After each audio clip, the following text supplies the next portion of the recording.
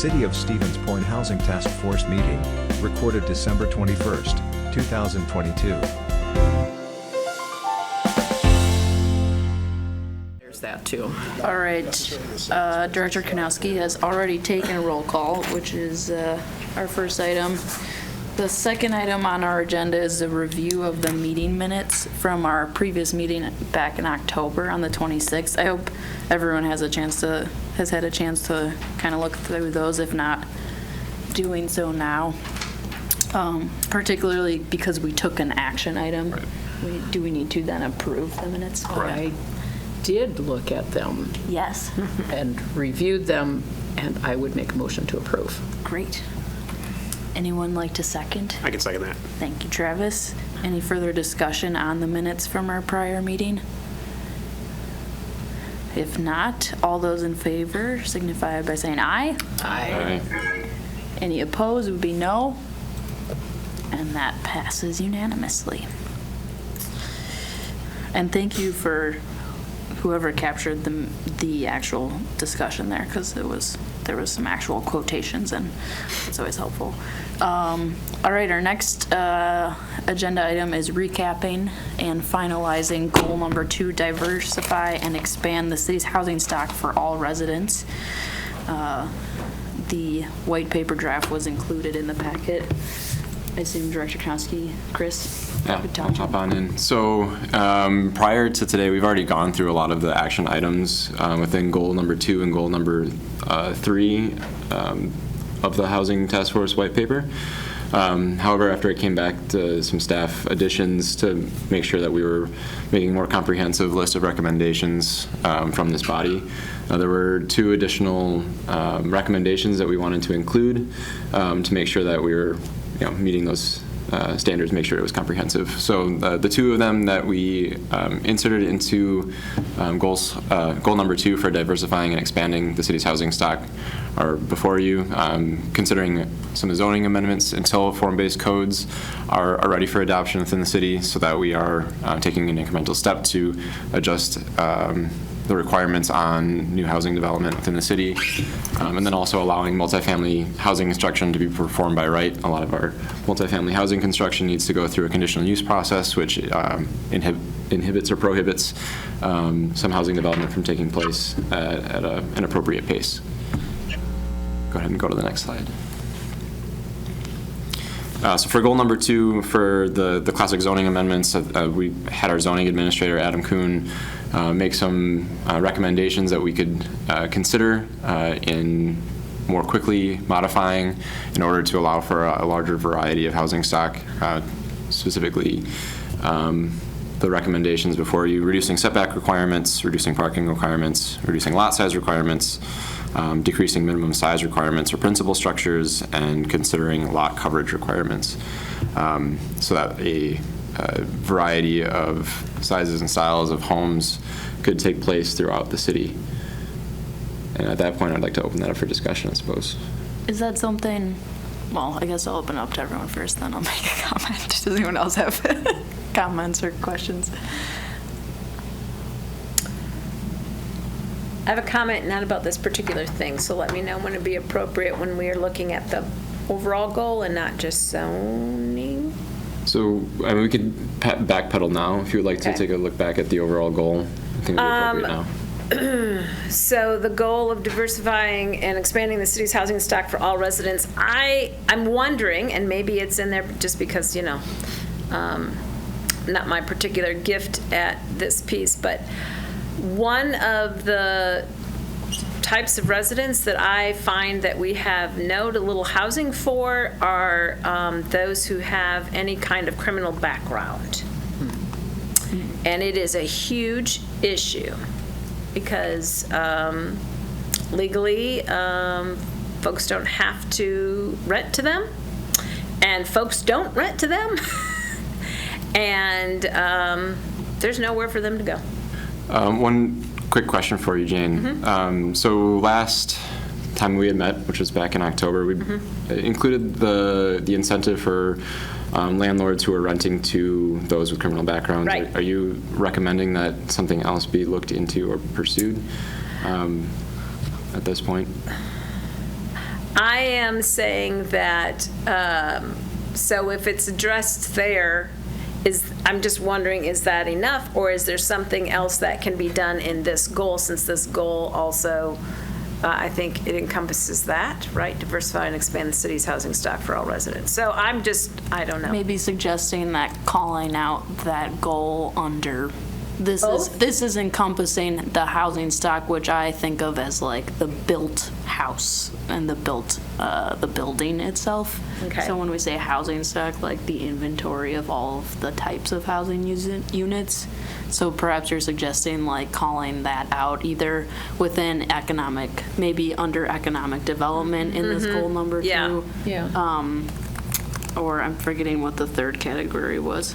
Community outreach. Community engagement, maybe under community engagement as like Or in both. incentivizing or Yeah. or acknowledging that we need to have this kind of housing Yeah. available. Does that make sense? Makes sense to me, but I'm not a housing expert, so. I think, and you make a good point, Madam Chair, about the built environment versus sort of the underlying policy. Yeah. Yeah, I think zoning to me is a lot of, and maybe I'm thinking about it wrong, it's just the built environment. It's how we do it, where we do it, what does it look like, what are the conditions? And of course, some of it does include some of those other things, obviously are, you know what I mean? But Yeah, and this one just has zoning opportunities and economic development Yeah. opportunities and doesn't have a community engagement component, so probably I don't know if should. if you want to Yeah. outline that as economic development or maybe Yeah. community engagement, just, Well, unless we articulate it in a number of places as being a priority, it could get lost. lost in the mix of some of the things that still need to happen. I do have one, so the small home cluster development, is that what we're referring to, or what I would, like cottage courts? Okay, just making sure I understand that. That's great. Thank you. Can we go to I'd like some clarification on the next slide. Zoning And I'll recommendations. attempt to not sound bitter here. Can we get some direction from city staff on when you're concerned with parking and when you're not?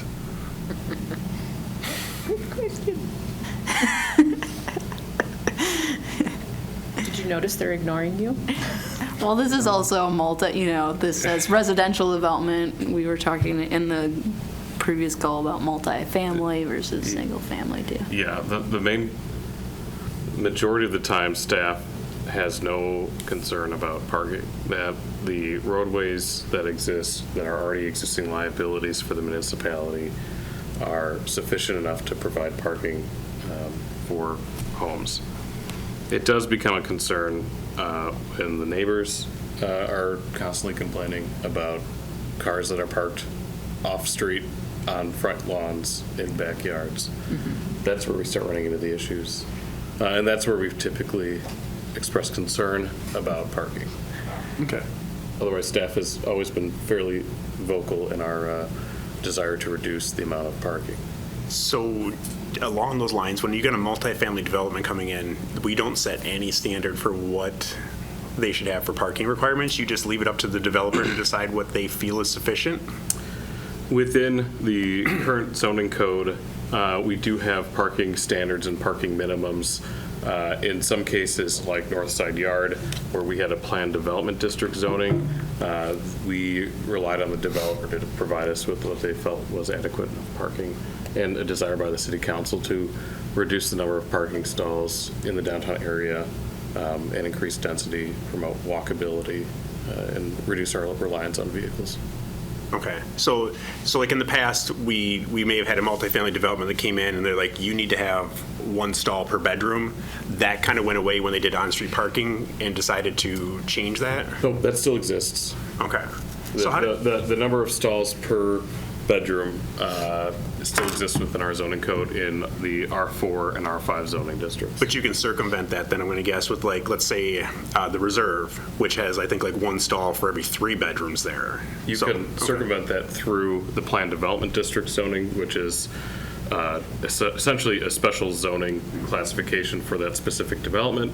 We also allow reduction in the number of parking stalls required if you're adjacent to public transit stops, or if you meet, there's another requirement that we allow you to reduce the number of typically required parking stalls. Now I'm blanking on what that is specifically, so. So I also have, and it relates to reduced setback requirements for residential development to better fit within established neighborhoods. Does this get into a little bit of the grandfathering where we have things that are either on the lot line or ever so slightly over? Like my garage, I would love to kind of rebuild it, but it is literally right on the lot line, and I would hate to have a setback because then that would mess up my property considerably. So that's what we're talking about as it relates to that? Correct. Okay.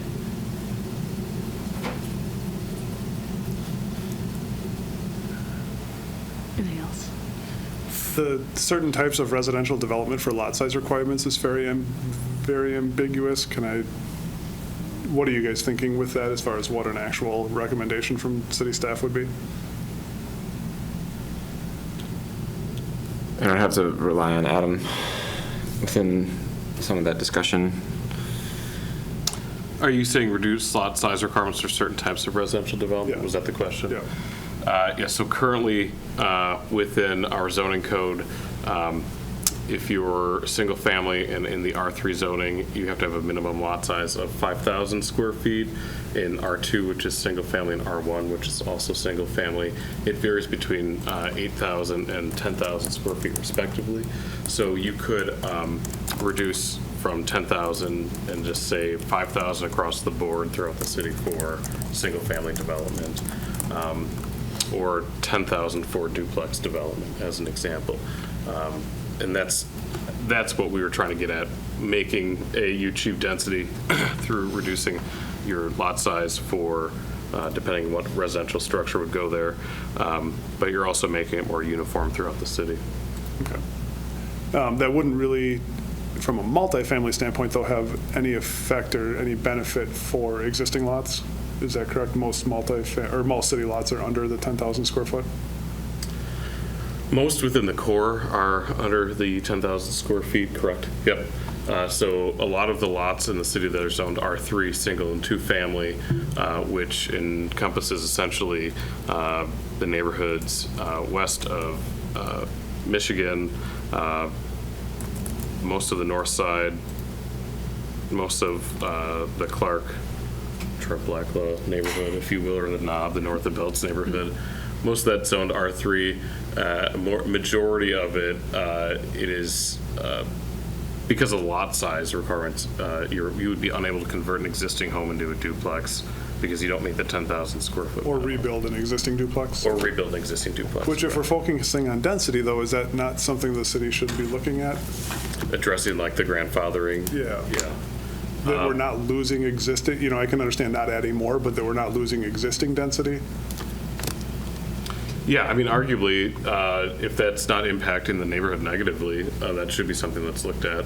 And if you have an established area that has a number of, let's say, up-down duplexes that fits well, and that's kind of that missing middle housing that's we talk about quite a bit here, that could be looked at as a possibility as well. Yeah. I don't know, your office would probably have a better understanding, but I feel like there are multiple properties every year that were duplexes that lose that for one reason or another. And all we're doing as a city is losing density then from properties that are already existing. Right. I guess so that's one change I'd like to see added to that. Review the grandfathered status for lot size. Yeah, find a way with, and I know there's a lot of aversion to spot zoning, but trying to find a way to allow those existing properties to maintain that status without losing it. Did you want that specifically articulated, Noah? It makes some sense to be provide a little more clarity. Yeah, I think so. I mean, it could be within that. I don't, this is just a goal, I mean, when we're actually getting to providing drafts, I would want it in there. The Right. goals, I don't know if it needs to be spelled out specifically in there. Sure. But, I think that we have a spirit of what you're trying to get at and Yeah. review the grandfathered status, and we can definitely put something together. And then I want to make sure I understand decreased minimum size requirement for principal structure to accommodate, to look at cottage courts, obviously, we would be looking at a much smaller footprint for a home. Is that kind of where we're going with that, or that's the intent? Correct. Okay. Yep. And I see Trevor Rourke has his hand raised. Oh, Trevor, go ahead.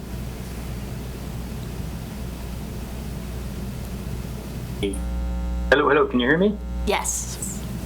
All right, cool, thanks. I'm Trevor Rourke, 601 Washington Avenue. Definitely excited for this conversation. I'm glad it continues, and looks like there's action right around the corner again, which is really cool. I'm grateful for goal number 2. It's getting closer, it looks like, related actions. I'm especially happy with the focus on embracing form-based code, potentially, increasing the missing middle housing, like people have talked about, and then planning on more robust public engagement. Within this goal relating to zoning opportunity number 2, I agree with most of what's listed here. It's pretty cool. Though I think there are some small but important changes that could be discussed and then considered before moving forward. The second recommendation suggests reducing parking requirements for residential development. I know we already touched upon this a little bit. I actually recommend changing this to removing parking requirements for the entire city.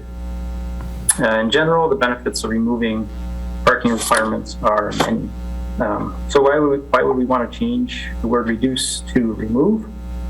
The main reason is we can instead allow developers, businesses, and landlords to decide the amount of off-street parking supply they want to develop.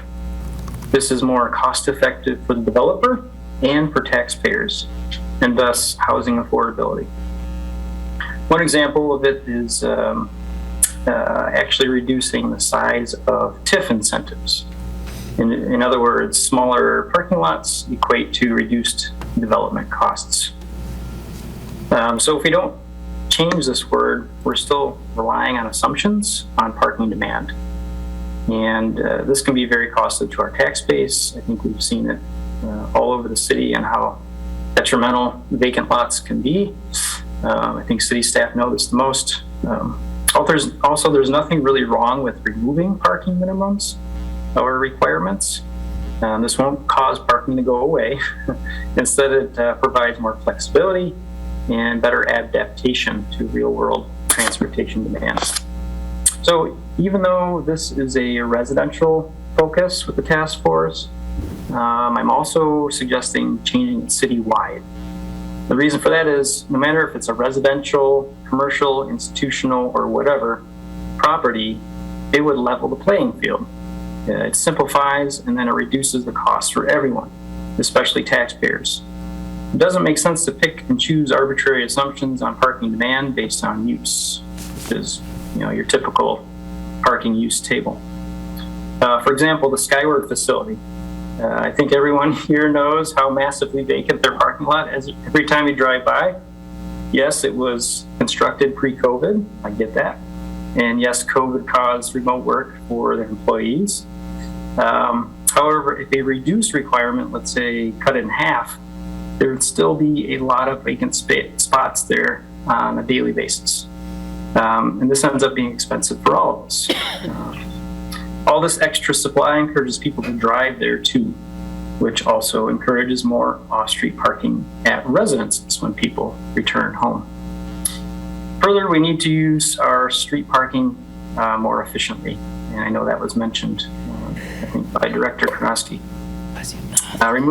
Removing parking requirements would better encourage this with more strategic planning. Secondly, and last but not least, I think the task force should add another recommendation under this goal. And I think I mentioned it before. It's called unbundling. So unbundling means separating the cost of parking from rent. This levels the playing field for all residential properties. Thus, if someone doesn't drive, they don't have to subsidize others that do drive. And sometimes it's just by choice. This change can have a large and positive effect to reduce rent or housing costs. Landlords and developers can then save money too, especially if combined with removing parking minimums. Plus they can build the off-street parking based on a more accurate amount of demand. Something that we struggle with in understanding, from Stephen's point. Well, long-winded, I know, with parking, but thanks for listening, and I hope the task force can discuss these two possible changes. Thank you. Thank you for those comments, Trevor. Yep. Does anyone want to pick up those suggestions for discussion further? Removing instead of reducing. Yeah, it's an interesting concept. I guess I've never heard about bundling parking with rent, but it makes sense. I mean, it's nothing I would have thought of. And I guess I'm looking to people who might have a better idea of how you would calculate in the value. Well, and what's the city's role in that? I guess would be my question. Yeah, I don't know. Right. I mean, the white paper, and this Yeah. is something I was thinking about with Jane's question as well, is what's the city's direct role? Because this is the report that will be going straight to the council Right. for city-specific action items, so. So could resource information be available with the report for council? I mean, this kind of stuff that, I mean, we're having conversation about it, nobody else probably outside this room, and the exception of a few people who really enjoy watching, the meetings. Somebody found that funny, I don't know. But providing information, resource information, just like an appendix of different things that could be available as part of decision-making. I don't know. It's an interesting concept. I'm a little torn on how I feel about parking. I can see like both ends of it. Mm-hmm. I mean, Trevor makes some awesome points on things. The things that go through my head when I look at some of these parking things is, if you completely remove it, then the developer can look at it and go, I feel that my pool of renters, if it's an apartment, are probably going to be ones who drive more. So I want to have a bigger parking lot, or I want to have parking available to it. Mm-hmm.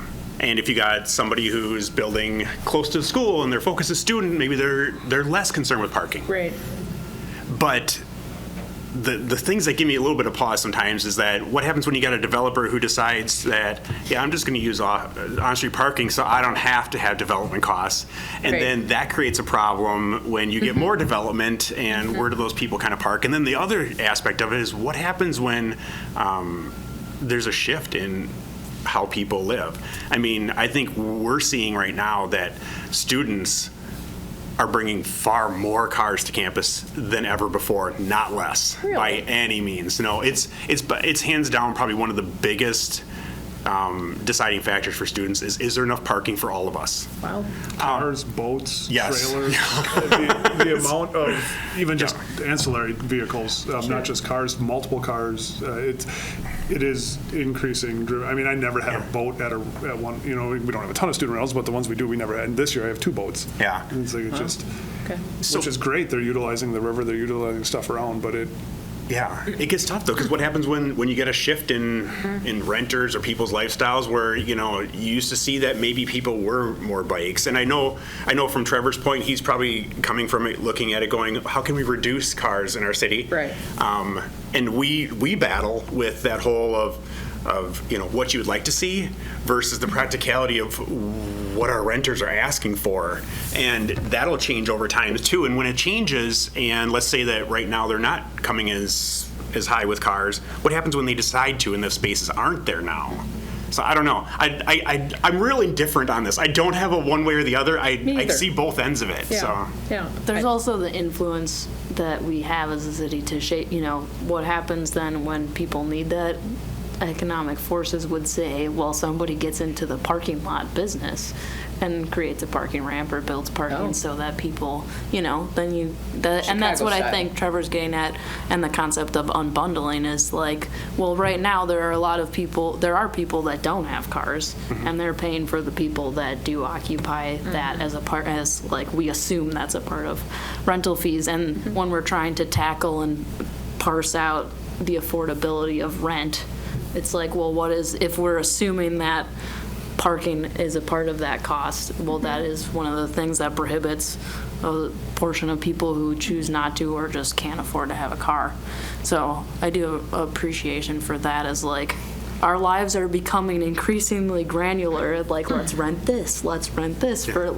our shoelaces for a day, so let's rent our parking spaces. I think, take a step back and take a broader look at that. I think a lot of that, and even getting back to renting to people with felonies, because like our criteria don't preclude somebody with felonies that wouldn't affect them living in direct, proximity to somebody, or something major. And that's, I don't know what department regulates. I always forget the name of who sets those, but you're actually not allowed to use criminal convictions as a screening criteria anymore. The problem is a supply and demand issue, and I think the same with parking. If, there are multiple properties in town where their parking isn't available, and you could rent one of those, and in theory, the price would be cheaper. The problem is we don't have the supply in town to free up, people take what they can get rather than having enough supply available that, you'd be renting to somebody who, if you get 20 applications, you're going to pick the best one. That's probably not somebody with criminal convictions, even if that doesn't automatically preclude them. So I think, an overarching thing is we're looking at creating supply, and then that comes back to density to some extent. But I think increasing supply will allow some of those variabilities. And again, and I know Ray Cal brought it up at the last meeting, we'd all love to see more affordable housing. That was something we talked about earlier at the Apartment Association meeting, is trying to find other ways then to increase some subsidized housing, or because I think we've, as a task force, realized that affordable housing isn't going to come from new construction. So looking at additional ways, and then we're getting off topic, I'm getting off topic here, but looking at some Ways to, again, continue to grow supply or increase density are going to be key to alleviating some of those other pieces. I just think I like the idea of bringing all the ideas to the table, and especially new things. I've never heard of the term before. So, of course, I don't live in Chicago, where I think they do that already. Yeah, so. I think it'd be difficult for the city to have a direct impact on whether or not parking's included, unless you were in a TIF and you could specify exactly what your terms are. I would have no problem going to no parking requirements. I think, again, that will sort itself out, like a lot of things in the city would sort themselves out if we didn't regulate them. I had this conversation with somebody else yesterday. But I personally feel like parking is it's a problem when it's wanted to be and not a problem when it's not wanted to be. And I think if the city were to pick a direction on parking, you'd have to just stick to that direction and not bounce back and forth. Sure. Which is why reduce may be the systematic approach to making the change. Yep. Okay. And we do have the TIF policy under the economic development opportunities within this goal too. So I think that's, Trevor, I see your hand is raised again. I'll acknowledge you, allow you to speak if you can keep it under a minute so we can continue moving. You got it, thanks. That's great discussion.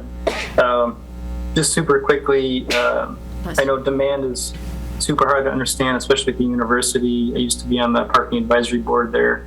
One thing I'm fairly certain that made the surge happen in students bringing more cars to campus, where they dropped the price from around 200 down to 100 due to the pandemic.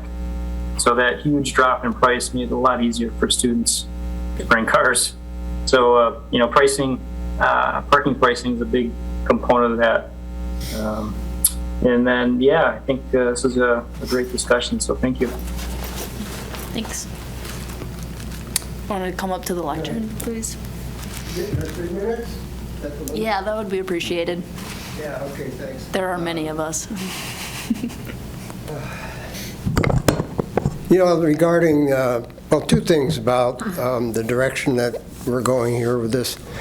That, again, takeaways that I brought back from the Counties Association, and that is regarding transportation for young workforce, okay? I went to 3 different transportation workshops hoping to hear some visionary stuff, and instead I heard what Peter Singer calls old mental models being recycled and touched up. And that is the idea that young workforce transportation means, better roads, faster streets, wider streets, so they can get around with all these cars that they're going to have. But in reality, if we take our cues from a group that Trevor Rourke helped create, that was 350 organization, what we're going to have to look at in both transportation and housing is the lower carbon footprint society of the future, okay? And so that's going to mean regionalized mass transit to where if you come to Stevens Point to get a job, you happen to land a job in Marshfield, you can get there easily without having to buy a $10,000 used beater to drive it. Likewise, the carbon footprint of housing has to decrease dramatically, and the way to do that is with, and again, I did not hear any of this in the housing workshops I went to, but the way to do that is through multifamily housing built on what they call an eco-friendly footprint. And sadly, the European nations are way, way ahead of us on this low carbon footprint housing. So I guess I'm trying to form within the counties groups kind of informal network of people who are visionary and want to work this stuff through. And I'll leave you with one final thing that I shared with Mark a while ago. Outagamie County got $3.5 million allocated through the SLRF funds, SLFRF, for an affordable housing grant program, which is going to allocate that money. Granted, it's a bigger county than ours by far, but allocate that $3.5 million to private entities, nonprofit organizations, for instance, CAP Services come to mind, and, special purpose public entities, including local government housing authorities. So as I know you're planning based on current reality, right? I mean, that's what you have to do. But in the back of your minds, keep these kind of more futuristic, visionary things in mind, because there's enough literature out there now that shows that the fossil fuel era is just about coming to an end, and by the year 2030, the French company Total Petroleum figures that oil, black gold, Texas tea, whatever, will be declining by 3% annually in production, and this is going to create some, in a state like Wisconsin, Minnesota, Iowa, where we're highly dependent on oil to get around, it's going to create some major problems. So I guess on that note, I'd like to let you go back to work. Thank you. I would agree and echo a little bit of that sentiment in that I think we're very focused on near-term projects and not so much in long-term, and it may be something as a task force that we may want to pick up after we've finished the rest of these, that there may be some long-term goals. I mean, I know I can speak for the real estate market. Half of the buyers in our market last year seemed to be from out of state. I think we heard a little bit at the Plan Commission meeting, people moving here for climate or affordability, that this area is going to continue to grow, and I don't know that the city is positioned. I mean, obviously, the city has long-term planning and stuff, but I think from an affordability standpoint, I think there's things that we could address long-term, looking at trying to grow and accommodate what could be a large influx of people to the Midwest. And it's not a problem just Stevens Point's facing, but maybe something for us to take up in future. I agree. Long-term, too. Yeah, good point. I think we'll see the whole climate migrants we're going to be kind of ground zero. We need to be prepared, I agree. Chris, would you like to continue going through? Yep. We could, I think, if we Broke could, are we down to- finished with discussion on this particular goal? Okay. And then the next one, the next, I guess, recommendation from zoning in goal 2 would be to allow multifamily housing construction be performed by right. There'd been some conversation about how we allow more types of housing to be constructed in a more efficient manner, and the conditional use process that multifamily housing generally goes through at the city of Stevens Point has been identified as a potential pain point for constructing new multifamily housing. So we made the recommendation to be consistent with the 16 units or less to be performed by right. Is that similar to permitted use, or, okay, that's what we're talking about. And then they would just follow the requirements of the permitted use along with uniform building code, all of those commercial building codes, because 16 units obviously would be a commercial unit. Okay, thank you. I would absolutely agree with that. I feel like, I don't know why it goes through conditional use permitting. I feel like we have rules, we have ordinances, we have laws. Staff reviews everything. Staff makes sure that, during that process that everything's good. I always question, why did it now go in front of everybody else to kind of argue, add more cost to it, which absolutely happens every time it goes in front of Planning Commission. I was able to not have to deal with that as much, but the development that we did, trying to add sidewalks onto my private property in an area with no other sidewalks anywhere else would have just added thousands to that cost, and that's going to go right into rent. So I absolutely agree with that. I would very much see that if you've already made it through the process where the city staff has reviewed it, the inspection department signs off on it, it should just be green lighted, in my opinion. Just for conversation, what size parcel would be required for like a 4-unit or 8-unit? Do you guys have that info offhand?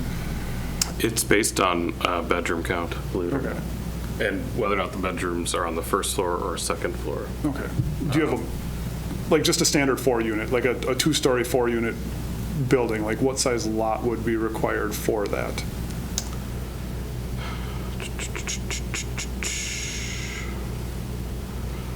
Let's see, 3 to 4 unit is 15,000 square feet minimum, plus 2,000 square feet of lot area per person, not a member of the resident family in the development with 1 to 4 units. So arguably, I would say 15,000. You could, 15,000 be our minimum for in the R4 zoning, and then in R5, I believe, is when it goes to. It's also 15,000. Yeah, when it's over 15,000, that's when we look at. I'm sorry, when it's over 3 to 4 units, that's when we look at bedrooms and where they're located. So roughly a third of an acre for a 4-unit. Yeah. Which, that's, okay, so that's realistic. Yeah. Not going to be found in the city anywhere really, but that. You get 2 next to each other. So if it's an upper 4-unit, so 1, 2, 3, 4, on a smaller footprint, 15,000 square feet is fairly big. Can that happen on a smaller footprint? Nope, lot? the lot area requires 15,000 square feet within our current code. With the current code? Correct. But it could be changed. Correct. Yep, if you were to rewrite the zoning Harder. code and reduce the square footage requirements for the zoning lot, essentially. Right, 10,000, in my mind, I'm doing the spatial work, and I'm thinking 10,000 square feet would probably be more than adequate. 5,000 would probably be a little tight, but. Yeah, 5,000 would be tough. A normal 4 units, 4,000 Right. square feet. But 10,000, I think, would on work. itself. Yeah. Yeah. Well, I think that gets at one of the recommendations from the slide prior was reducing lot size requirements Right. for certain residential types. So the quadplex is probably something that might be a good fit. I would assume Good they qualifier. would only apply that to single family. And a lot of that would depend too on your setbacks from lot lines and the street, and if you're going to require off-street parking, how much lot area do you want for something like that? I mean, these, that's, when you put together a zoning code like what we have, that's probably what's taken into consideration as part of the overall development. It should probably be brought into the mix, though, I think. Otherwise, 15,000 square feet will just require, all that will do is push everything out farther, because that's where you're going to find the larger lots. I would agree, and I've been pushing that for years, but I think we would run into the same resistance from general public and city staff looking at a complete rewrite of the zoning code if we go to, a duplex should be, you should be able to put a duplex on an existing there's lot, and those, again, it should be a right, it shouldn't be, something, but I don't know that there's the support there to get any of that. Well, are we talking about today or the future? Yep. I may be old, but I'm still looking for the future. Yep. Older. I'm older. I'm an elder. I like that term better. It makes me sound wise. But as an elder, we should be paving the way to the future so that the younger folks here then can move that train into that future. Director, are you looking for any formal approval today, or are we hoping that maybe next month we approve the whole draft? Totally depends on what the body's feeling comfortable with. I think there's some changes that this group wants to see, so we're totally fine taking this back, rewriting those, and bringing those back next month for final consideration. This is kind of our first. There's a lot of good second work reading here, by the way. Yeah. Yeah. With that, then why don't we move along to the recap and finalizing of Goal 3, increase home ownership through social equity. So I believe at our previous meetings, we didn't technically define social equity. We included that language without discussing it. So in the language in front of you, I think it was brought forward by a couple of groups within the community about the home ownership rates throughout the state of Wisconsin, and staff had measured the changes in home ownership rates locally. And while Stevens Point is also declining in home ownership rate, we're not declining as fast as the rest of the state of Wisconsin is. So with that being said, there's still opportunity for us to increase home ownership rate throughout the city. This continues to be, or home ownership continues to be a tool to gain wealth and retain wealth within a community. And so there are a few things that, a couple of recommendations that we wanted to include that could potentially increase the home ownership rate or continue to decrease that decline. So the three recommendations ahead of you, one of them is identical to the goal or recommendation from goal number 2 to establish a formal TIF policy here in the city of Stevens Point, specifically around housing. Most of that content is actually written in goal number 2, and it's recited here. To review our grant programs for their effectiveness and redirect unused funds. And then there are other home ownership models that we don't necessarily see throughout the city of Stevens Point, at least not publicly, cooperative home ownership being one of them. So if we can go to the next slide. I'm sorry. Could you go back again to that? So we've got review city grant programs. I agree. We haven't been benchmarking whether they're successful or not. So I think that's a really good thing. Do we want to also I think along with that is that continually evaluate opportunities for state and federal grants or even private grants. I think that's going to be important. If we don't list that as a goal, I think it gets kind of lost. There's an assumption somebody else is going to be applying for those grant dollars. And I know we all try, the city, staff is really good at trying to identify them, but making that as a pretty important bullet, because I don't think, we can't do all of this ourselves with the money that we have. So it'll be very important to continually search out those grant opportunities and partnerships, especially with nonprofits. So. think that should be added. Sure.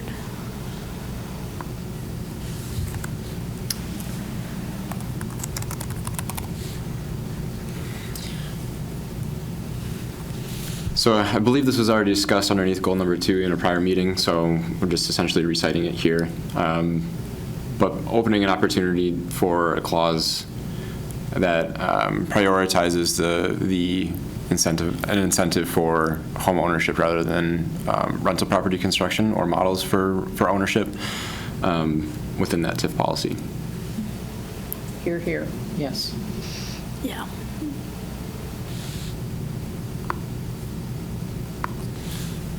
Any discussion? No, this is Sorry. Okay, sounds good. absolutely and completely Sure, Bob gets 100%. his photo. Yeah. Move on. Bob, we can send that to you in case you want it. You don't I have know. photos. I can watch the video too. That's on the next recommendation. I think at a prior meeting we had discussed some of the city grant programs. We've also discussed some of the CDBG programs and the requirements that those programs put people through to utilize those funds. So within this goal, we think it's necessary to review the specific target for those grant programs. On the next slide, I have some of those grant programs listed, but the city staff have been reviewing a few different options to reutilize those funds for programs that end more towards home ownership as a goal instead of property improvement or property maintenance. So one of the key ideas that we as staff we're excited to see is the housing trust model and how that could be utilized in a way to decrease the upfront cost for someone to move into their own home, begin to build equity, and then retain that housing stock for a lower cost introductory housing stock. That just being one example or one sample. Just for discussion's sake, if you want to go to the next slide, currently city administered grant programs that we have are the Neighbor Helping Neighbor grant, the multifamily rental conversion grant program, the residential demolition program for properties that have become too far gone to save, and we do have assistance with the CDBG down payment assistance programs. Again, we discussed the requirements that folks who utilize that resource need to make a significant amount of repairs on their homes. And that might be a potential roadblock and barrier to utilizing those funds. And we also have a fund or a program in process with the Housing Modernization Loan Program to have low-cost funds available to update housing stock for our moderate income households. But if you want to back up, open this up for discussion. I still really think that the conversion program is great, and I think there's a lot of possibilities with that. I still think that a downsizing program, but maintaining the multifamily use and funds available to convert some of the city's older housing stock is, again, I know there's going to be a lot of opposition to it, but I think something like that would provide a lot of benefit. I mean, I think everyone can drive around and pick out 5, 6 homes they'd love to see redone. Most of those are larger 8, 10, 12 person homes that aren't renting as well now and would benefit from a downsized use while maintaining density. The problem is financially it's not viable that when you paid a premium for a property, based off of a certain number of occupants, and you can't just take a hit and drop it from 12 people to 6 or something like that. So having the funds available, they can't sell the property, so then you're going to rent it to different tenants or whatnot. That having different programs in place to revitalize some of those properties while maintaining the multifamily use might be more realistic and might gain some traction in some of those neighborhoods. I think that also gets to that downsizing concept, including what you're talking about from 4 units to 3 or 4 to 2, incorporates that missing middle that we're talking about, because we're looking at, there's when families move here, if there's not a single family house to move into, perhaps they don't fit in a 2-bedroom, which is what most of our rentals are then too. So that's kind of a way to keep people able to come and be housed in our city, but also give them some time to get settled. So question for you, Noah. Yeah. Is it getting harder to rent some of those 10, 12 group sort of housing situations? Is it because students, I know my granddaughter, she said her friends, they don't want to live with that many people. Yeah, a majority of them are seeking out, and Travis could echo this too, that a lot of the demand for those larger units is waning, that a lot of people are seeking out either 1 or 2 bedroom units. Okay. The problem is, and we have a sufficient stock of 1 and 2 bedroom, especially with like the north side yard, but those just aren't affordable. Right. That maintaining some of that through existing density Yeah, no, is that going makes to sense. I never thought directly about it. affect that affordability. Yeah. So are you saying adding that too, which is a little bit different than the conversion, so Yeah, and I don't know how if it's like a downsizing grant almost, or, Yeah. I don't know what would be there, but there's Yeah. a good, and I don't even picture like an existing property owner taking advantage of it, but there are, and Ryan would know, there are a good number of young, either contractors or entrepreneurs in the city that are looking to do projects like that. And I think for them to purchase an older, larger house that is just, even if for the to go to single family is a ton of square footage for 2 people. And I think we kind of saw that with that Isidore Street. Like, okay, is that a win for the city? You went from an owner-occupied property with 3 or 4 people in it, albeit they didn't do it the right way, but now you have just a couple living in there and you have unoccupied bedrooms, and if we're looking at density, is that really a win? That looking at having some different programs out there to have the funds to be able to purchase these properties and improve them but not lose that multifamily zoning, I think is going to, again, it's kind of a lost piece in if we're plugging holes in this sinking ship, that's a hole that could get plugged. I kind of keep thinking as these points hit here once, are we at opposite ends of things when we're talking about how we need to increase density, but then if you're talking about increasing home ownership, the only way to do that is through most likely building more single family homes for people to buy. Well, that's not probably best case use for density now again. So it's like they're at odds of us going, how can we put more people in a smaller space? And then we're like, but that aside, let's now put less people in more space. But if you had that middle housing, those kinds of units, now you're doing both. Right. Because those units don't have to be rentals. Those, people buy condominiums. People can buy a cottage in a cottage complex. True. And then you are increasing both. True. And I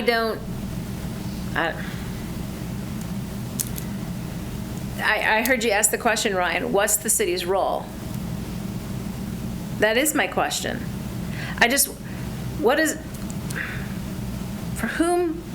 To whom is the city obligated?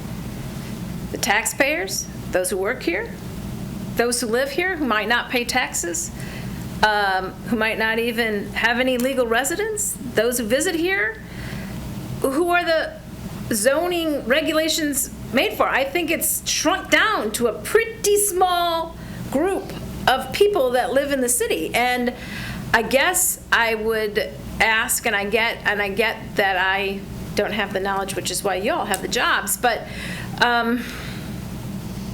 we have an obligation to all of them.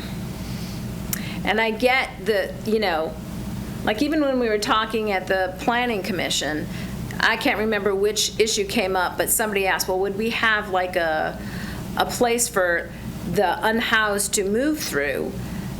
Mayor Mike pointed to Tiffany Krieger. That is not the Warming Center's role. No. And we can't ask them to take that on.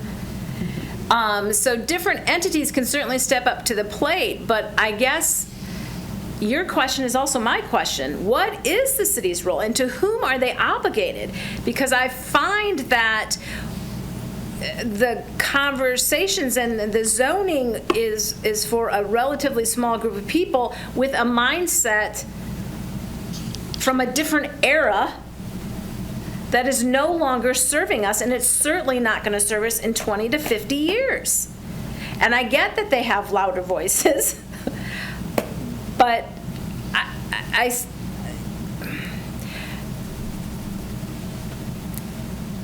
are we going to be talking heads, or are we going to really ask for things that are going to make a difference and be supported in those things that are asked for, because I think that's where the rubber meets the road. So, yeah. Well, and I guess I'll just throw this out there. The support, I think, is a big one. I think that as a group, we put recommendations together, and I don't mean this personally, Ryan, but I think when my interpretation of how that was presented to Plan Commission was that it was a rushed decision, city staff hadn't been involved in it, that I would like to see, as we put recommendations forward, that they are, I don't know, presented, I feel like a little more fairly, and I may be biased in that take on how it was presented at the meeting, but I just want to take a step back now, because I think we do have that, okay, that's fine. the family definition and some of that discussion, and so I want to try to stay on this. And I also believe, Jane, you're talking to some of this, and we were kind of going from like grant, how can we be effective with the grant, and I think, we are talking about effectiveness of city funds, and so I want to make sure that both for Chris and Ryan, as they're trying to capture the feeling of this body, that we're trying to stay on that, and we can move along on to our next item if we want to discuss that somewhere. So I want to check in with the staff if you're feeling like you've captured some of ideas. I don't know if you would like us as a body to formally vote to say like we really want these specific words in this, or like talking about downsizing. A downsizing grant as opposed to the single family home conversion, like if this body is recommending that. And I think my perspective is this is an advisory body, and so we can make recommendations, and yes, they will be on a white paper that is published and perhaps adopted by the council, but my view is also the council has the ability to line item edit it as it wishes as well.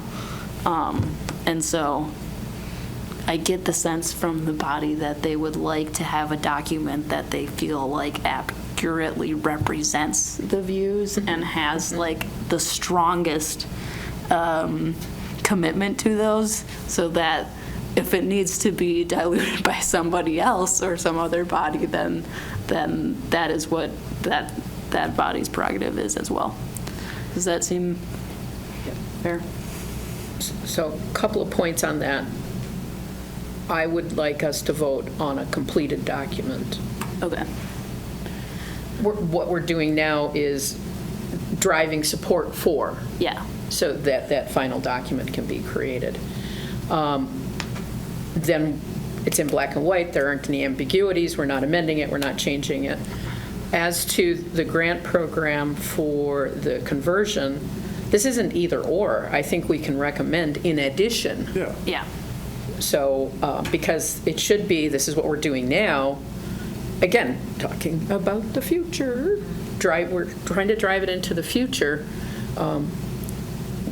These are ideas, I think, that are all valid and good. And unless we articulate them in a recommendation, again, the good people in this room and the few people who will watch online, it won't go past that unless it's actually incorporated. Yeah. I'm looking at you, Ryan. All of those things, Ryan. All of it. Yeah. At the end of the day, this is the a la carte option for the council and for the plan commission to ultimately make a decision on based upon the recommendations of this body. So, if there are things in here that you would like to see in here that the group generally agrees on, we'll add them at this point. When I started putting this document together, I always try to be someone who can balance every side and try to bring something that, maybe not everybody's happy with, but that we can all agree that this is something to move forward with. I'm okay kind of throwing that mentality to the side, recognizing that this is a kind of a one-time advisory committee to form a paper that is supposed to indicate changes that can be made by the city to increase housing stock and address the concerns of various folks on this body as well. So yeah, if it's not in here and you want it in here, let's add it. Yeah. Well, it wasn't only about increasing housing stock. If you go back to the original charter, we talked about housing quality as well. Right. Yeah, that was just Yeah. just one of the things that we're working on. So I don't want to lose sight of that, because I think one of the things we get a lot of heat on from people who live near the university are those rooming houses. And if I'm hearing right, the rooming houses aren't as successful as they've been in the past, because young people are going, I'm tired of living with 15 people because that's not fun. Then that puts those properties at risk of decline if we can find a way to still use them in a similar way, but a different way, and support that still retains the value of the property and actually enhances the neighborhood. I think we need to figure out how to put that in there. Yeah, and I don't know how you'd word that, if there's a certain, you need to reduce occupancy by a certain percentage, or, how that would be handled. But I think some grant programs out there to update some of these existing properties without losing the multifamily zoning, I think is important. And I truthfully, I think it's the only way you're actually going to get some tangible change in some of those properties. I mean, it's easy to complain about those properties, but you can look at it and say, okay, how are we actually going to fix this? And I think that would be one way to do it. Would staff want to do wordsmithing on that? Yeah, we can. And I'll say we have, the rooming houses in the city, very few. Realistically, and the dozen or so that we might have left, they haven't been as big of a concern over the last decade with declining enrollment and changing demographic trends with students. But that doesn't mean, if you look at UWSC's population, it's stayed relatively stagnant. So if they're not, going to these rooming houses, they're going elsewhere. And I think that's where, for a while there, you were seeing conversion of owner occupancy to renter occupancy to student rental, as an example. There's a lot of if-then statements that we don't often get to the then statement of the if statement. So, yeah, we could definitely add that, and I think it's something worthwhile to look at as well within the report. Better written down. Okay. Yeah, I've always found the rooming house conversation so interesting, because the number of rooming houses in the city just has declined so drastically over the last several decades, just because of that same reason. Yeah. There's the idea that you would buy a 4,500, 5,000 square foot house and then rent it to a dozen college kids. It's just not something that happens anymore. A little off topic, but I sat down with John Gardner the other day, and because he had some questions, what we talked about as far as like home prices and what you get for rents. And so I took a look at the last year of like student rental properties, like that had existing student licenses. Now, obviously they're not licensed, but they're grandfathered for those. 20 years ago, you were typically in the like $25,000 per student. So if you had an 8-person house, it's a $200,000 rental property. Those numbers, based off of last year's sales, are $30,000 a student. So that has only gone up 10%, 15% compared to existing home prices. Oh. And that lends itself to the argument that those single-family homes just don't work as rentals. And again, that the student rentals, there were 4 of them that sold last year. One was 29, one was 30, 2 or 30, and one was 31 per student, and different size apartments. So it was pretty consistent that students generate X amount in income. Each student, our stuff, we're typically between $300 and $350 a student. You can maybe get up to $400 with some utilities included, but your net's about the same. So it's like that amount of income lends itself to a certain amount you can invest, and so those student rental properties were consistently. So that makes, a 4-bedroom house is only $120,000. Then that's the most you can pay for it and have it make sense as a student rental. And there wasn't a $120,000 house on campus. A 2-bedroom sold for $160. Yeah. So, and that payment on $160, I don't have the numbers in front of me. It was close to like $1,200 or $1,300 though. So you're talking. The students have cheaper options elsewhere than the single-family stuff. So I think. I don't know where I'm actually going with all this, but I think if you look at downsizing some of those existing properties, as a landlord, I can get as much in rent out of a quality 2-bedroom apartment that may or may not be students. It can be students, but it doesn't need to be. It could be anybody. That I can get as much out of a quality 2-bedroom apartment as I can out of like a 4-person student rental. So if you had a larger old rooming house that was, and we have one on Clark Street, it's a 4, a 4, and a 3. I would love to go in there. I reduce my headaches. Talk about parking. I would love to go to a 2, and a 2 in the basement and just have a triplex with 3 2-bedroom apartments. The problem is I can't even though my income stays the same, so the property value stays about the same, I don't have the cash or the investment to go and make that change and do that. So, I mean, but I think that program would be a way for the city to get involved, make sure the work's done properly, that it's all permitted and that you maintain some quality properties while eliminating some of, and again, I think to Ryan's point, it's not like it's going to be 100 properties. I mean, I think you could go through and pick 6 homes in town that would maybe in the next 10 years potentially take advantage of that, but you'd eliminate a lot of maybe the eyesores that people see and are kind of like the default, like, oh, but student housing, what I mean? Right. Especially that one on Clark Street. Yeah, that one's pretty bad. But it's in a historic district now, so it's fine. It's character. Yes. All right. All right, so downsizing program, take a look at. Added that to the notes. Any other comments, questions? I think the housing trust is a timely one. I know Bobby Joy was just telling me yesterday that CAP is exploring that, so I think that is probably a good direction to go. Great. So the last bit and piece we want to throw into goal number 3 for increasing home ownership is creating more awareness about the other home ownership models that might exist out in the ether. We have some great resources between the USDA and the EW Center for Cooperatives on actually educating people to go through that process of establishing a cooperative. We also have cooperatives within the community that can also lend an ear and some education and help draft those documents to get them started into a home ownership model. And so this is a simple action item to include that could potentially create a pool of shared ownership of some properties within the community that will eventually lead into potentially further home ownership, helping them establish equity within property and becoming planted financially within the community. On a cooperative, let's say, single-family home, they're buying it, let's say 2 different individuals are pooling their resources. Is the title then both names are on the title? Or is it listed as a cooperative name? Like, do you form a co-op, like a LLC, or is that how? If you chose to form a co-op, you would form a co-op, and then there might be a name on the deed associated with the co-op. Okay. But also Just curious. you can have the Yeah. business. I need to be educated, obviously.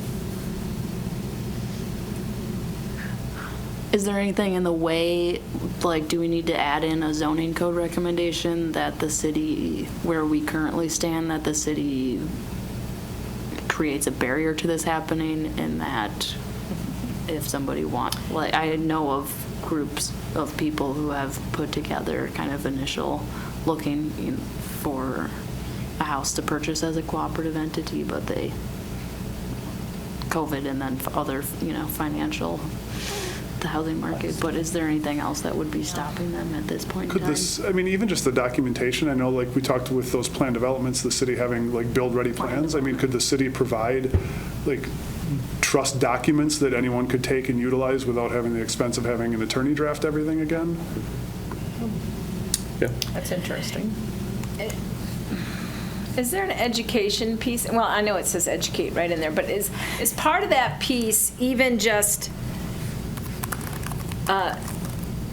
so how I experienced the Planning Commission meeting was fear based on a past reality.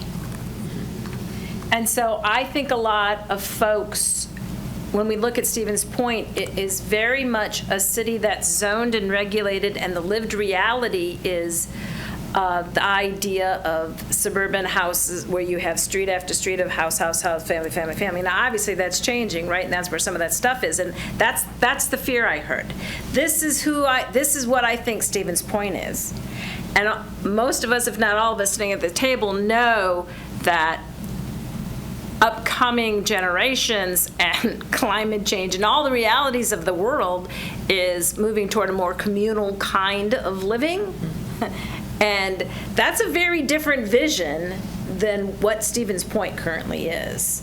So I'm wondering if in this piece is even a piece of how do we have that conversation? Because to name that, there's 2 different visions here, kind of at war with each other, that's causing that friction that we all felt at that meeting. And that hasn't really been named. And is that part of the process of that community engagement, is even naming all the pieces that go into that? Because, folks in different areas, times of their lives, retirement versus starting off as a young professional, what they're wanting out of the city and what they want the city to be are different things. And I think that might fit appropriately under this goal, because this is talking about homeownership through social equity. And I think the social equity that you're speaking to is that the zoning code from decades ago is single-family oriented, and that's the reality. And the reality is families look very complicated. Housing entities look complicated. And it might be as simple as including alternative forms of home ownership or housing entities, just adding housing entities in there. Maybe that's the simplest way to include it. And I think if we're not clear. Adding it. So I think it kind of falls into that recommendation, right? But I feel like, so I would never have understood this had I not been sitting in this task force. Clarity, yeah. I never would have seen all of these things. So somehow we have to have we have to have a wider shared understanding of the forces that are at play here, if we're going to ask people to be engaged communally outside of just their own personal issue, which is what this goal is after. And I think a complicated part is, let's say 5 years from now, the city has a number of housing cooperatives. They are a property tax-paying entity. Some of it gets into the dynamic of tax-paying property holders versus whom are we obligated, the other citizens residing here. And if someone walks up to the podium as speaking as a housing cooperative owner, they have a smaller portion of equity in their home, and their ownership is under the protection of a business entity, but for all intents and purposes, they are also the tax property paying citizen. And so if that is part of the dynamic that, we're giving voice to and trying to balance, I think that helping people understand that person is a tax paying resident and a resident too. Well, I think that's a big, to your point, how do we squeeze a year's worth of education into a document that we give somebody? Right. Is going to be a difficult task. Right, because I think I don't know where this belongs, Chris, but part of what we need to recommend is that if there needs to be community education, and that means, I don't know exactly what that means because people don't show up at meetings, sorry. But, how... I show up every time. I know, that's right. You have to show up. But, that needs to be part of the... Because at that meeting, when you have those forces at war with each other, and now these people sitting at the table have to make a decision based on those forces at war and differing visions, and if the city doesn't know what the vision is, if they're trying to honor both visions, wow, that's a nightmare, right? Yeah.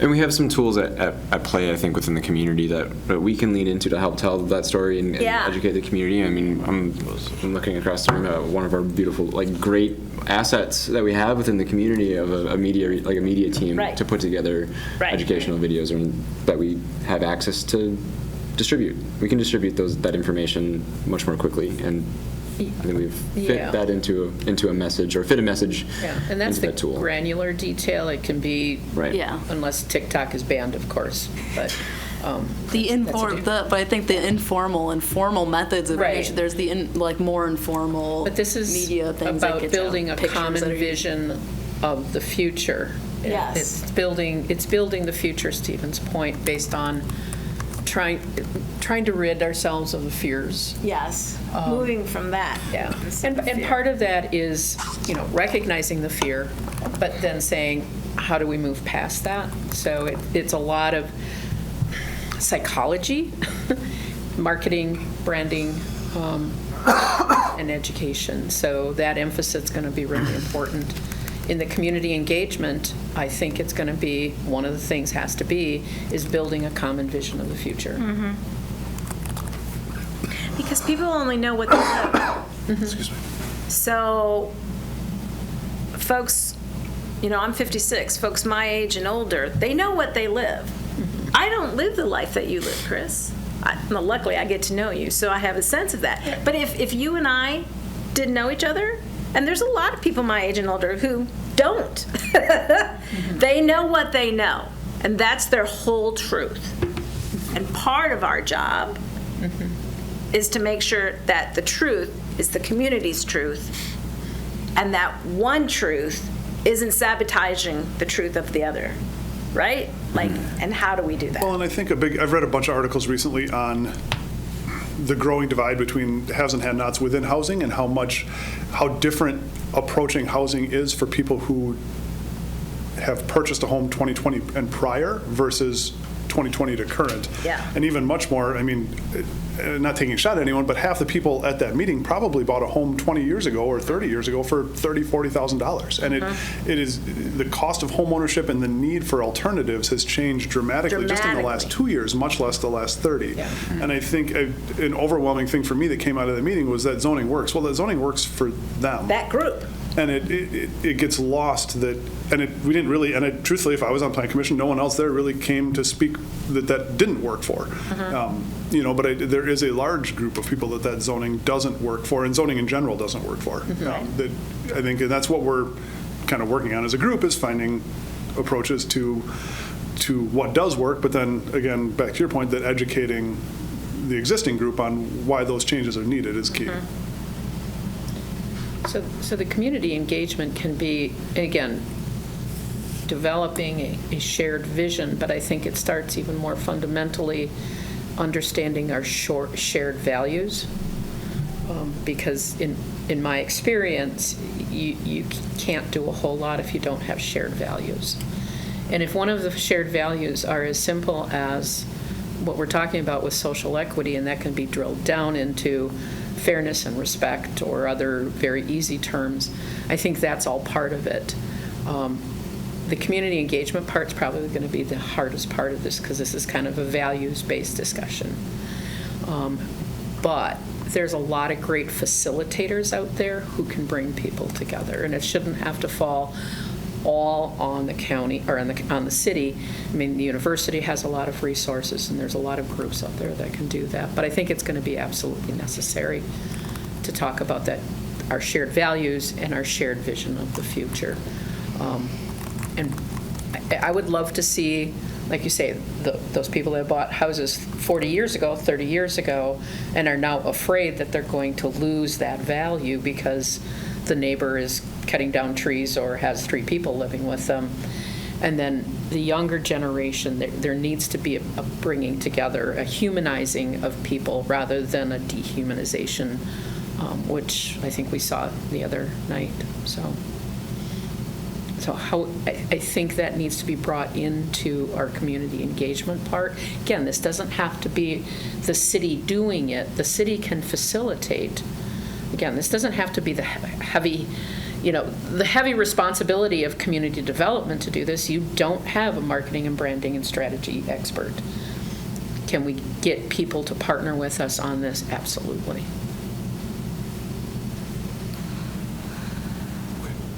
Make sense? Yes. Are you just being agreeable because you're hungry? No. No, not at all. I'm not hungry either, so. Had a late lunch. Any further thoughts on the community engagement efforts for the third goal of increasing homeownership through social equity? I almost think that this should be goal 1. Ooh, let's reorganize them too. Yes. We can keep this group going as long as you folks want. Yeah, sorry. I don't mind it being goal Yeah. number one Well, too. I also, you know, now I'm gonna go look at what number one is. I think number one is the family definition. So It's not. I think it was. Is it? Yeah. But this fits in. This We fits modified in. that for Okay. Yeah. But one of the things that I think staff has constantly been kind of pulled in different directions on is what is the unified vision for what the city wants.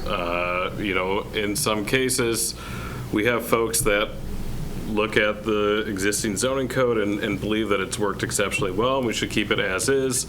And that is the vision that we set out on in 1979, and that's what we should set out on for the next 40 years.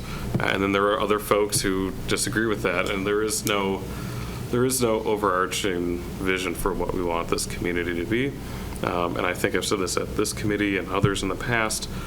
What do we want out of the city? I mean, what we try to service or provide service to everybody who drives through the community or walks their bikes or whatever, you know, whether that be the 26,000 residents that put their heads here at night or whether it's the 50,000 residents that are here during the daytime for work as well. So, but what is the ultimate vision? And then where are you putting your priorities? You know, our fiscal policies that we've made the last several years have been based in like home ownership.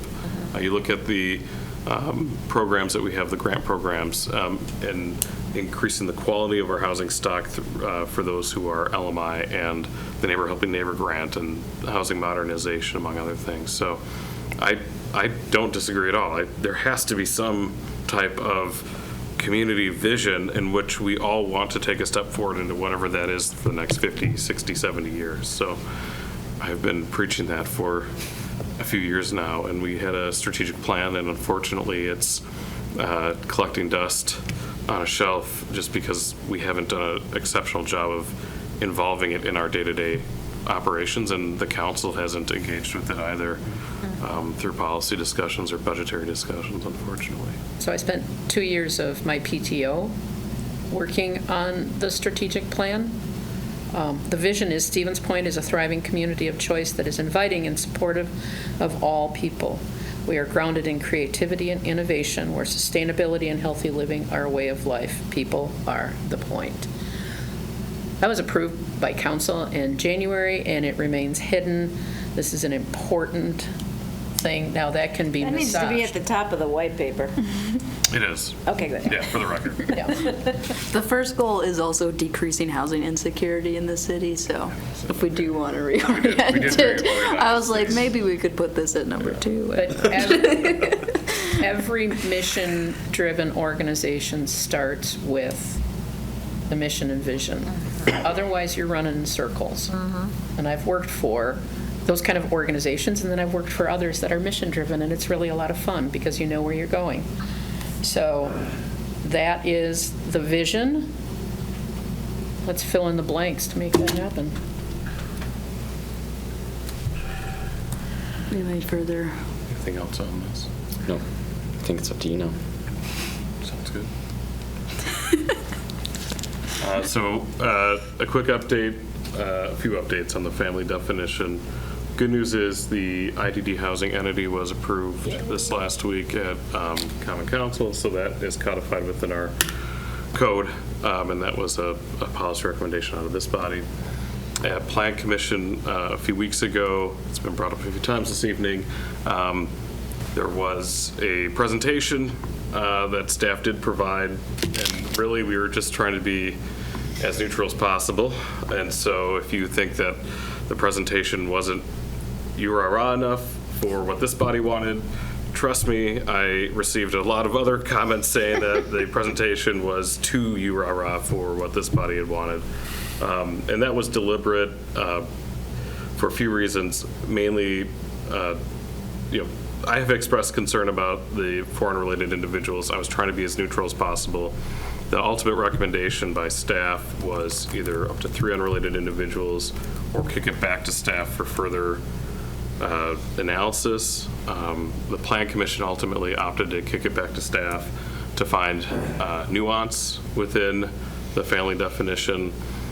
We do have a draft version that is very much in its infancy in what it could look like, and I'm not necessarily comfortable bringing it anywhere other than a few folks who I think are going to help kind of drive some of that conversation from all sides, because I do try to, as I mentioned earlier, I try to find balance of what both parties want, and while ultimately at the end of the day, I don't think anyone's going to be happy, it's a step in some direction, hopefully a step in the right direction to address the family definition. So that's kind of where it's at. There's some internal conversation whether or not this group will review the next round of definition changes before we go to Plan Commission, or whether or not it should just go straight to Plan Commission. That's an administrative decision that I have no control over. So that's what I'll say about that. So I'm more than happy to answer any other questions, take my lashings, whatever you prefer. I'm here to answer anything that the group might have. It was an eye-opening meeting, I think, even for city staff. It was 2 hours of testimony, evenly split for the most part, and was really an experience from what we had been talking about kind of within this group. And then getting it out there, and I think seeing some of the political realities of the desires of this group in that kind of in that format. So, and I'll state by saying, Plan Commission and public meetings in general are like the worst way to engage citizens on these types of issues, because we point you to the lectern and say you have 3 minutes, state your name and address, and talk to a bunch of people who are staring at you blank-faced. Yeah, I'll stop rambling on, but I'm happy to answer any questions. I think it was eye-opening and sometimes disappointing. But, this is where that whole community engagement is, and I'm looking around. Where are they? I thought for sure we'd have 20 Right. people here today. And that would have been wonderful, because then we could have had this casual discussion about the concerns and the fears, or the hopes and dreams. And I honestly, when I pulled into the parking lot, I thought, I bet I won't find a place to, oh yeah, there's all kinds of places to park. So that engagement's important, and yeah, it's hard to litigate publicly, in a setting with Plan Commission, who, again, they haven't been at any of our meetings. No member of Plan Commission attends these meetings, so did we not provide enough context? I always look to myself first. If something fails, what did I not do? But as to your point, that particular meeting did not provide for that. So the way that it's set up. So when I think about that meeting, what I felt was exactly what we just named here. Two different visions that are at war. Now, I don't mean, but that are in opposition to each other, and not recognizing that and owning two different realities in this shared community. So that's a piece that obviously has to be unpacked for people, and we just said here that there's less rooming houses, students aren't moving in that direction, student population isn't what it was, and yet that fear dominated that conversation. Yep. That fear that's not It's not the Based in reality Nope. dominated that conversation. And so that was really troubling for me, that controlled that entire conversation. And then the piece that really doesn't work. So then if the Planning Commission, they talk amongst themselves, and there's no space for a rebuttal to say, well, here's why. What I heard said very clearly. There's no conversation. No conversation. Yeah, Then you have to say what you say front-loaded and hope that you capture what they're going to bring up. But when they talked about unintended consequences, I'm sorry, the housing issue we have right now is an unintended consequence of that zoning regulation that was crafted. But that can't be named because we're already past that. So it's like, Yeah. So part of it is this, how, and I don't know this is not my gig, I'm just a priest, but how does this process, like what is broken in this stinking process that leads to what, there it is, and then how do you unpack that so it can happen fruitfully and meaningfully, and that we're not making decisions based on this much of the population and out of fear and a reality that no longer So is exists. there a reason that, or not a reason, is there, or maybe a reason, is there a reason that they can't do like public listening sessions on that kind of stuff? If you feel that that's such a big thing, like we did it on the business incremental district, Yes. which is infinitely smaller in comparison to this, we did multiples of those. Is there a reason you couldn't do that with more of a conversation component to it rather than just that? I guess I don't know. We've done that in the past. The bid was one, probably the one that we had the most public engagement with was the accessory dwelling unit, and we did individual neighborhood meetings in each alder district. And so those are much better places to engage with the general population, because you could do this like super brief presentation and then you just open it up for questions. And from that, you're going to get like a wide array, but you can at least get to the end of it and say, okay, this is what I've heard from these conversations. This is what I heard from these questions. This seems to be the consensus of this group. And for the most part, everyone who's in that room will say, yeah, you heard the same thing we heard. And then we take that information, we compile it, we put it in a policy document after we're going through all these other neighborhoods. And then we take it to the Plan Commission and say, we engaged with 350 people through these neighborhood meetings. This is what came out of all of those meetings. We believe this to be the most accurate representation of what the general population would like. It wasn't what city staff wanted for the ADUs as an example, but it got something done, getting that specific policy, that zoning policy within the zoning code with a little bit more regulation. I think there is also a tension because this body asked for a level of urgency. So, and assuming that, yes, we've been having these meetings and we have had many hours of discussion on that definition of family, which could be public, but not the same kind of outreach and engagement of like, here, let's have a conversation about. Well, and for me, in talking to a couple of the Plan Commission members, I think their impression of it was this rushed decision and that staff hadn't reviewed it. And I guess I won't even get to the last meeting. I guess I would ask going forward that I don't know if there's a way to present that along with the fact that, and just let Plan Commission know that, hey, city staff was involved in that process and that it has, it's been a year in the making. Some of these recommendations are a year in the making, that this wasn't something we came up with at our last meeting and rushed through and said, hey, this is an emergency, we need to get this in. That these were policies we've been talking about for months and if not, almost a full year. And I guess my only concern moving forward with the three unrelated is that I don't know what staff is going to come up with, but that whatever comes up will be watered down enough that it is not beneficial to anyone. And if that is the case, is there a way to separate or just reinforce our recommendation of, 3 or 4 unrelated, or whatever it is, and keep that separate? I guess I don't want this group to lend credence to a watered down version of what we've recommended. So, yes, when a public hearing were to occur, this folks on this body have the same rights and obligations to come to that meeting and speak your piece there as well. That's where you can make your influence made. Additionally, a good example would be, let's say the Plan Commission recommends adopting up to 3 unrelated individuals.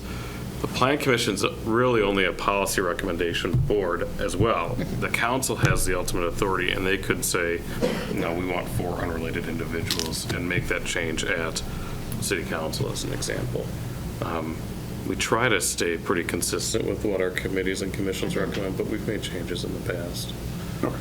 And particularly Plan Commission is a body, there's only one council member on it, so it has a different composition and perhaps was not involved in the strategic visioning process as much as, we have 2 council members, so. Is there a shared understanding or belief at these different levels, council, commissions, that there is a housing issue in Stevens Point? Like, is that a shared reality? No. Or are they moving from the idea that we're just hysterical? Because last night, a man who has no housing, who for the, I don't know how many times, 4 or 5 times from the warming center, went to the hospital because he was found in the snow with his hands in the snow, and now he has gangrene, right? And this is a man who is, there's no place for him. He needs to be in a nursing home, but there's no way to get him there. There's just so many complications, and so he ends up at the warming center, and they don't have the capacity to actually care for him. But if they don't care for him, who's going to care for him? Like, so I guess I have a basic question. Do these different committees and groups understand that there is a housing crisis in Stevens Point? Do they hold that as an understanding of the reality of where these emerging and immediate requests are coming from? Because it really felt like no. And maybe, I would agree with that. yeah. That gets to that community engagement. And again, anytime something fails, I always look to myself first. What did we miss? And because it's not one-sided. If we just point fingers, then we're done. So did we play a level of culpability? Yeah, we probably should have added that. We've been working on this for a year, and we have groups that are working to at least triage the crisis, which you are bringing to us, and we are all now engaged and informed. But that isn't the case, because there is, if you follow some of the rhetoric, we have enough rentals, they're all affordable, people just need to work harder. And people do have 2 jobs or 3 jobs, and they can't afford $1,000 a month for a studio apartment, and then pay for their medicine and their food, and maybe a crappy $10,000. Where's Bobby? $10,000, and a $10,000 car is a beater. So we didn't share. We need to share that. Mike is, go ahead. I want to interrupt because, sorry, Trevor had his hand up, and I want to acknowledge him because he's also on Zoom. Trevor, if you would like to speak, please speak. Also, keeping to under 3 minutes would be appreciated. You got it. Thanks, Chair Dalton. Yeah, I think this conversation is really critical, and kind of like Jane said, it really would have been great to happen in more detail at the Plan Commission meeting, even though I think it's a public hearing, so it's not allowed or something, right?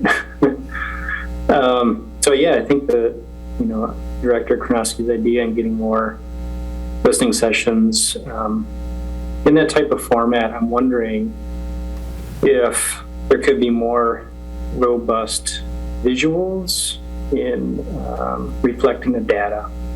So, everything from what CAP Services has informed us to the life report, as well as the storytelling. I mean, just hearing Jane tell us about that was just devastating. And, I think we all understand it's not reflected in those Plan Commission meetings. So I just think kind of a more human conversational approach to this public engagement could be a really big deal. It could really help. So thank you for your work and best wishes. Could a short-term goal be, and again, I know because I've been spending time with you in one big tent, and some of the other work that we're doing, could a more immediate sort of short-term action item be to have a presentation, a request to the mayor, at Common Council, to have a presentation on just this topic to create some understanding? So one thing I wanted to bring up in response to Jane is that we're missing some community awareness about some of the immediacy or the urgency of this problem. At our previous Housing Task Force meeting, we did present as our first recommendation underneath goal number 1 for community engagement, is to announce a public resolution about housing insecurity and the true Let's go. quality of the problem. Yeah, new year, new resolution. So I will just reiterate that that exists in the document, and what the body chooses to do with that, I'll leave up to us. It might be better to do it sooner than later as a carve-out. And it's tough because I feel like the urgency of that situation also negatively impacted the Plan Commission's take on Yeah. what we were proposing. Yeah. And I don't know how we reconcile those two pieces either. Well, you don't give up. Yeah. I would like to add probably one thing that doesn't, I don't think, lend real well with the community engagement part of it is that I would say as a whole, the renting population is far less likely to show up and show support Right. and voice their opinion.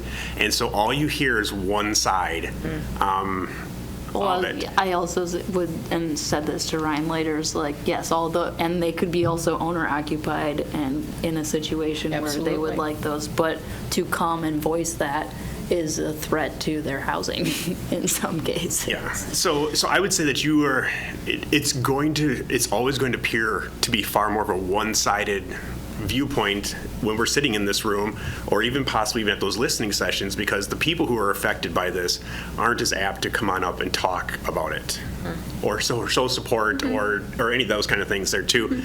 That's just my feeling. It's just the nature of I think the renting population feels like they maybe don't have as many rights amongst the community, which is, I think, 100% true. I feel like they're treated more of second-class citizens, that I agree. everything we do is cowtailing to the homeowners.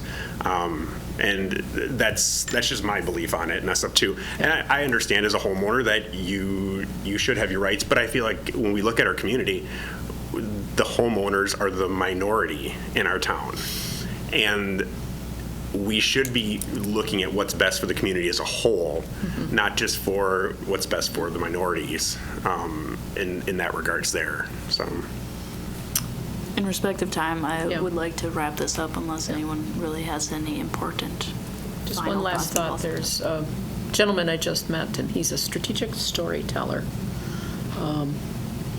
And he's quite talented, and this is a story that needs to be told. Because you're right, people who rent somehow feel like second-class citizens and that their voice doesn't matter. We need to elevate that. I rent. Nobody's going to shut me up, but, well, maybe some people will, but, so we need to elevate that and think about engaging somebody who could tell the story rather on their behalf, on everyone's behalf, rather than expecting them to tell their stories themselves. You had mentioned, Alder Johnson, about requesting something of the mayor. Is that any type of formal action that you intend to bring to the floor? Yeah, tonight? I'm kind of backing away from that. I think we need to think about it a little bit more. I will work with wise people to flesh that out a little bit more. People wiser than me. That sounds great. We should always work with others. I love working with wise people. More heads. Okay. It's not quite 5 yet. It's 4:58. Okay, we Well, can we could sit adjourn. here and look at each other for 2 minutes. Yeah. All right, we're done. 5 o'clock. I just want to say I appreciate the discussions. I never expected these. This is really good. I mean, they're really value-based, very deep, intense discussions. So I appreciate the honesty.